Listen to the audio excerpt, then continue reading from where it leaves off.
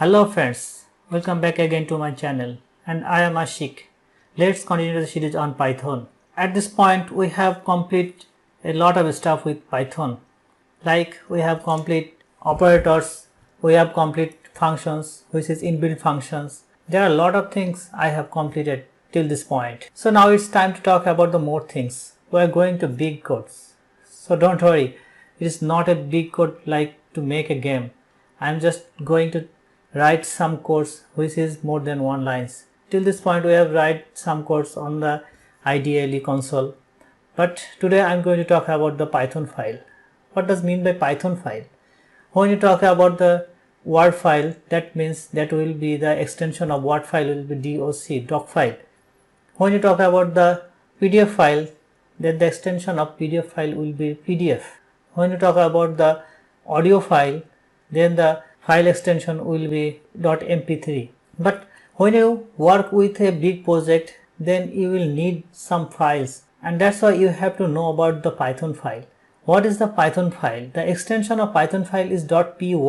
That means when you work on a big project, then you will get a Python file, a lot of Python file, and the Python file extension will be .py. I know you are the very beginner of Python program, that's why you shouldn't jump to the any big project. But don't worry, we are going to step by step and you should follow this step and do practice. So let's say this is our Python IDE console. We are doing some codes with this console. Like if I want to print, if I press enter, at the time you will get the output is hello. It is the interactive console. But I am going to talk about the Python file. To work with Python file, we have need to create a file. You can create a file with Notepad and then rename that file with the extension .py, then you will get the Python file. There are many ways to make a Python file. So let's try with the IDE. Go to the file options and click on the new file. I am going to write some codes. Just simply want to print hello world. After typing some codes, I have need to save this file. Simply we can press Ctrl S, then it will ask a directory where you want to save this file.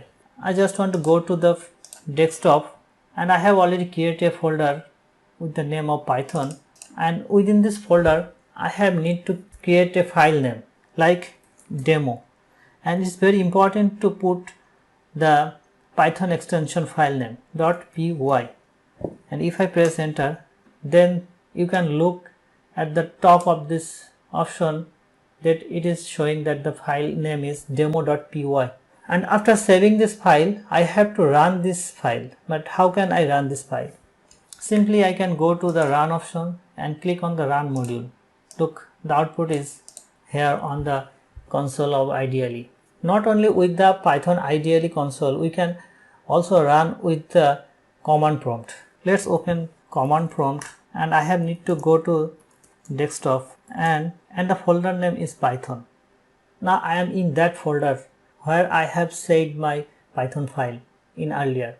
But I have need to run this code. But how can I run this code?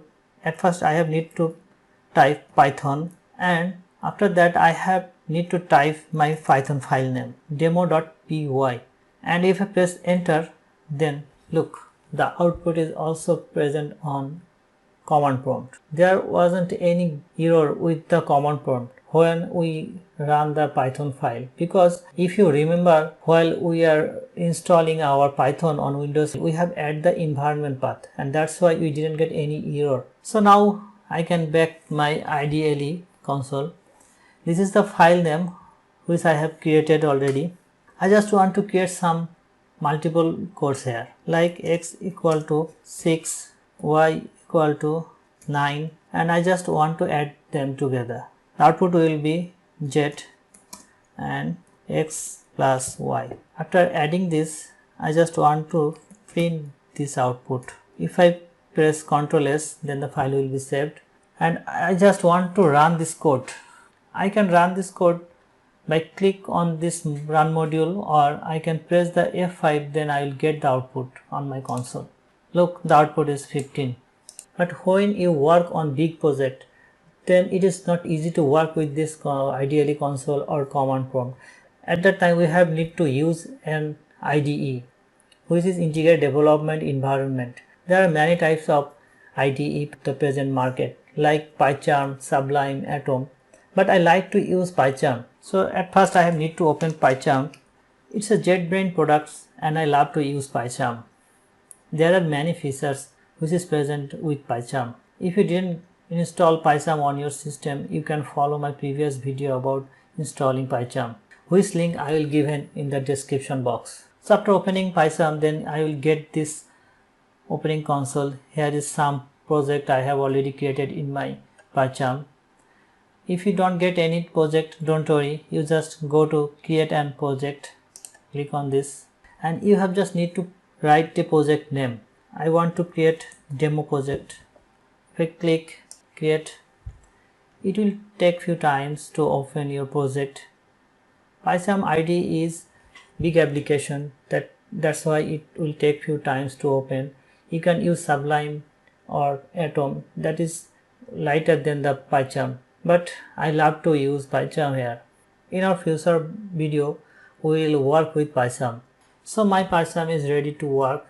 Here is the option where I can find the project file, and this is the console where I can write some codes, but at this moment I cannot write some codes here because we didn't create any file here. There are many options here.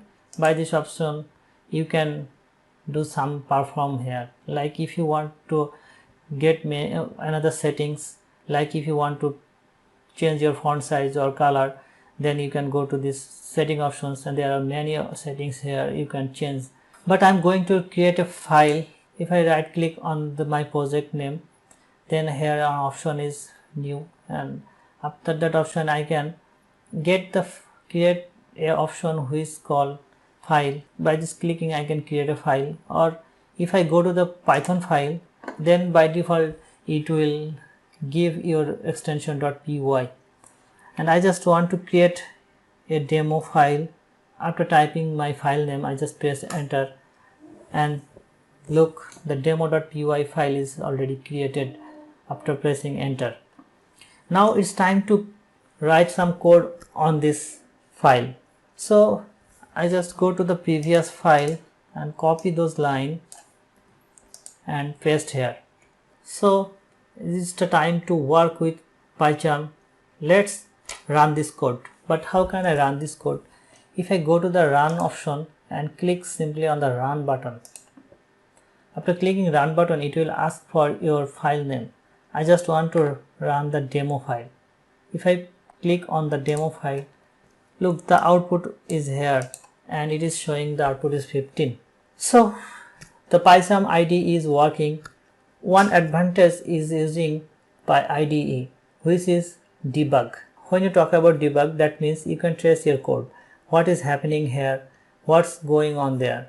Debugging is you can trace your code, how working your code, how value is changing, and so on. So now it's time to debug my file. For debugging, at first you have need to add a breakpoint. To add a breakpoint, you have to click before the line which line you want to debug first. I want to debug at the first line. That's why I have to click at the before of the first line. And after clicking, I get a red dot. That means this is my breaking point to start my debugging.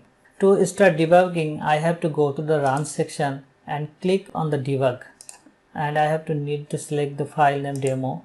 Look, my PyCharm is ready to debug. But how can I go to the next line? It's simple. If you click on run and go to the debug actions, and if you click step over, then you can go the next line, or simply you can press F8 from your keyboard, then you can do your debug. If I click on the step over, look, now I am in the next line.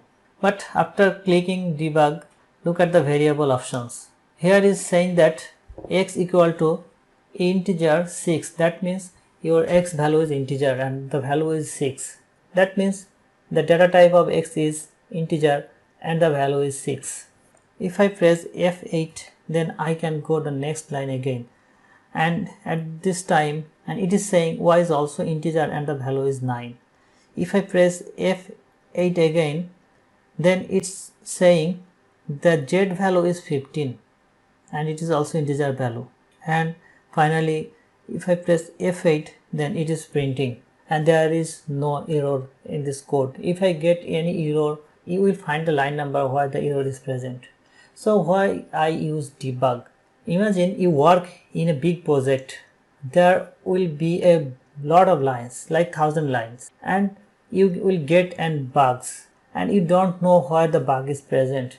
If the bug is present at the line number of 30, how can you get that error? That's why we are using debug, and it is very important for a programmer. So that's all about today's video, and I hope you enjoyed this video. And if you get any problem, let me know in the comment section. And I hope you enjoy this series, and don't forget to subscribe my channel. Thank you. Bye bye.